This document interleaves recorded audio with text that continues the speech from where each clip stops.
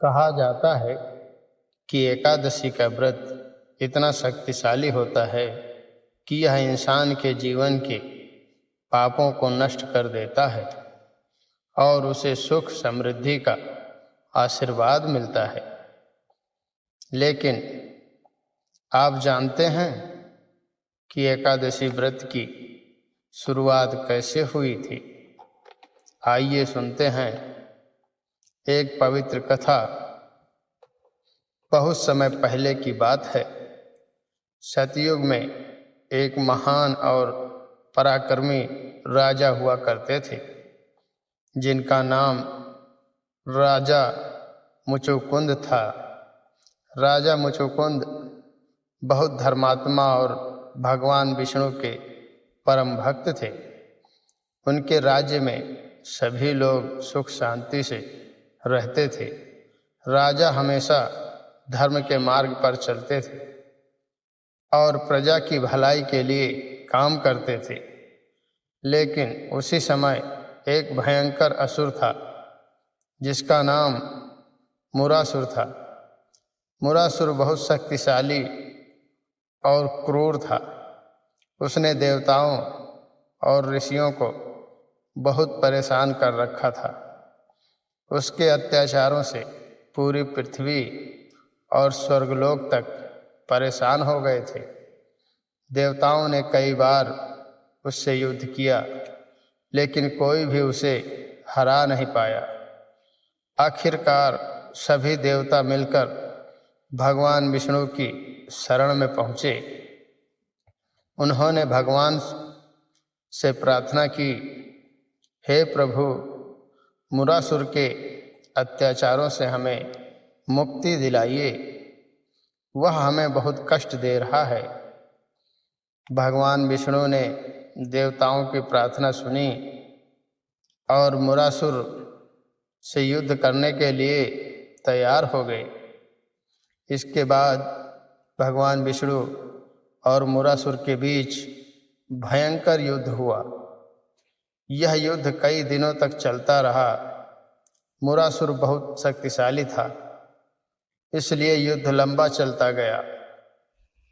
काफी समय तक युद्ध करने के बाद भगवान विष्णु थोड़ी देर विश्राम करने के लिए बद्रिकाश्रम की एक गुफा में चले गए।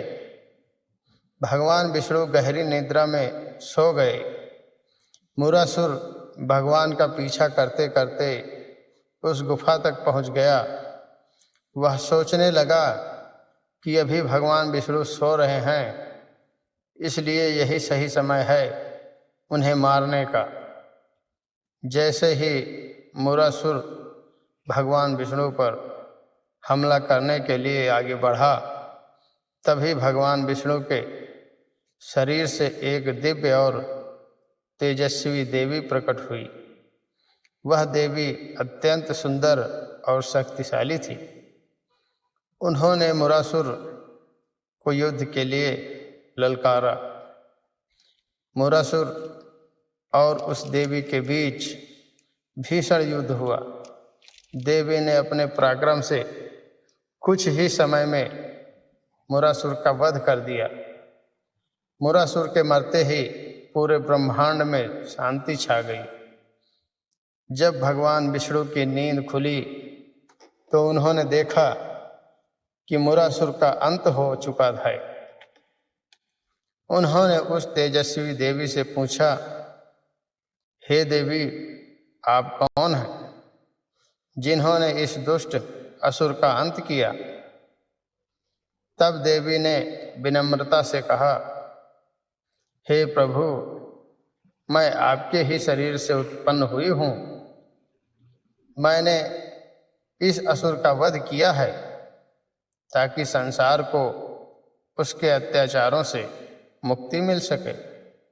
भगवान विष्णु उस देवी की वीरता से बहुत प्रसन्न हुए।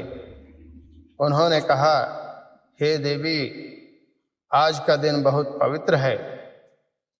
आज के दिन तुम प्रकट हुई हो और मुरासुर का वध किया है, इसलिए आज से इस दिन को एकादशी के नाम से जाना जाएगा। भगवान विष्णु ने आगे कहा, जो भी भक्त इस दिन व्रत करेगा, सच्चे मन से मेरा स्मरण करेगा और धर्म का पालन करेगा, उसके सभी पाप नष्ट हो जाएंगे, उसे पुण्य की प्राप्ति होगी और अंत में उसे मोक्ष भी मिलेगा। तभी से एकादशी व्रत की परंपरा शुरू हुई। कहा जाता है कि जो व्यक्ति श्रद्धा और भक्ति से एकादशी का व्रत करता है, भगवान विष्णु उसकी सभी मनोकामनाएं पूरी करते हैं। एकादशी के दिन भक्त सुबह जल्दी उठकर स्नान करते हैं, भगवान विष्णु की पूजा करते हैं और पूरे दिन उपवास करते हैं। इस दिन भजन कीर्तन, दान पुण्य और भगवान का स्मरण करना बहुत शुभ माना जाता है।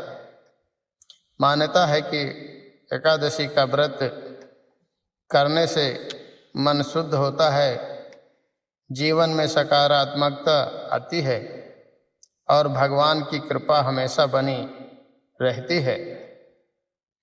यह कथा हमें सिखाती है कि सच्ची भक्ति और श्रद्धा से किया गया व्रत भगवान तक जरूर पहुंचता है। एकादशी का व्रत केवल उपवास नहीं है, बल्कि यह मन और आत्मा को पवित्र करने का एक पवित्र मार्ग है। इसलिए जो भी भक्त सच्चे मन से एकादशी व्रत करता है, भगवान विष्णु उस पर अपनी कृपा अवश्य बरसाते हैं और उसके जीवन में सुख समृद्धि लाते हैं। जय श्री हरि विष्णु।